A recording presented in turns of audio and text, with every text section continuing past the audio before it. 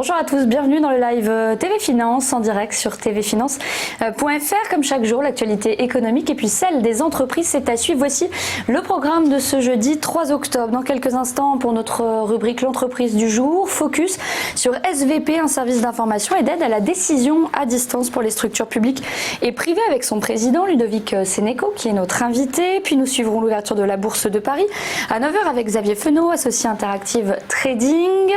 Dorian Abadi, formateur en analyse technique, et bien décryptera ensuite pour nous les market movers.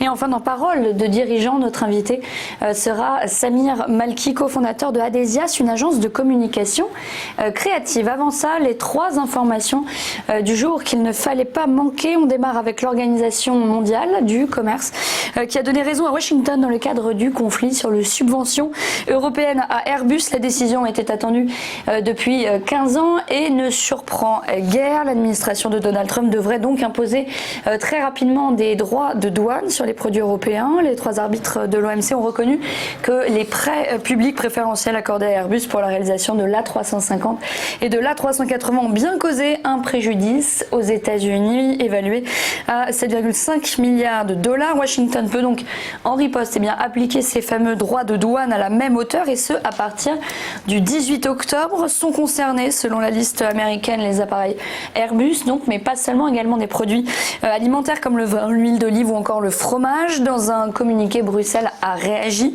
et prévenu que l'Europe était prête à défendre, je cite, fermement ses intérêts. Du côté français, le ministre de l'économie Bruno Le Maire, lui, prône toujours un accord à l'amiable. Concernant le Brexit, c'est un peu l'accord de la dernière chance, le compromis de la dernière chance qu'a proposé hier Boris Johnson à Bruxelles, le Premier ministre britannique, qui a proposé son tout dernier plan pour faire sortir le Royaume-Uni de l'Union européenne avec un accord. Il a évoqué ce compromis comme à prendre ou à laisser, sous-entendu si l'Union européenne ne l'accepte pas, bien le Brexit se fera sans accord le 31 octobre. Le plan de Boris Johnson met notamment l'accent sur l'acceptation d'une frontière réglementaire entre le Royaume-Uni et l'Irlande du Nord en mer d'Irlande pour 4 ans, suivant donc la période de transition en 2021, mais aussi des contrôles douaniers entre l'Ulster et la République d'Irlande. C'est une manière de remplacer ou plutôt de contourner pour lui le fameux backstop, un dispositif souhaité par Bruxelles pour éviter le rétablissement d'une frontière dure entre les deux Irlandes et qui permettrait une sorte d'union douanière temporaire entre l'Union européenne et le Royaume-Uni. En parallèle, à noter que Boris Johnson a annoncé vouloir suspendre le Parlement pour quelques jours du 11 au 14 octobre comme il est de tradition avant un discours de politique générale lu par la Reine, prévu donc le 14 octobre. Et puis enfin, on termine avec l'incendie de l'usine Lubrizol à Rouen qui représente, selon le journal Les Échos, une menace économique pour la ville et ses entreprises. Les acteurs économiques de la métropole ont obtenu des aides de l'État qu'a promis le Premier ministre Édouard Philippe, mais ils craignent le déménagement de la production de l'industriel américain vers d'autres pays. L'incidence de la fumée et de la suie pose également problème pour les secteurs céréaliers et laitiers, notamment pour les éleveurs donc qui sont toujours dans l'attente des prélèvements. Par exemple, des milliers de produits laitiers sont bloqués et interdits de livraison en ce moment même. Selon Les Échos, la suspension de l'activité de Lubrizol en elle-même,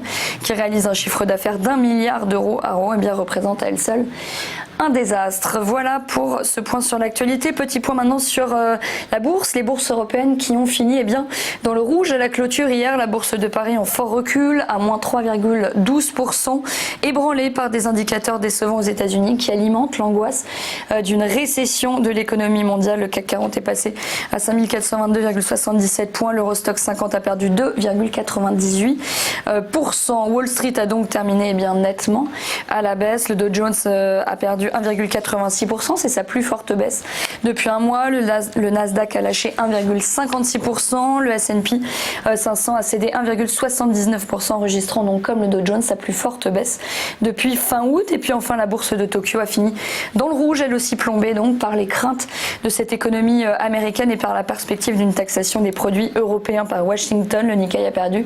2,01%. Voilà, restez avec nous, le Live TV Finance qui continue dans un instant avec notre première interview. On va vous présenter l'entreprise du jour. À tout de suite.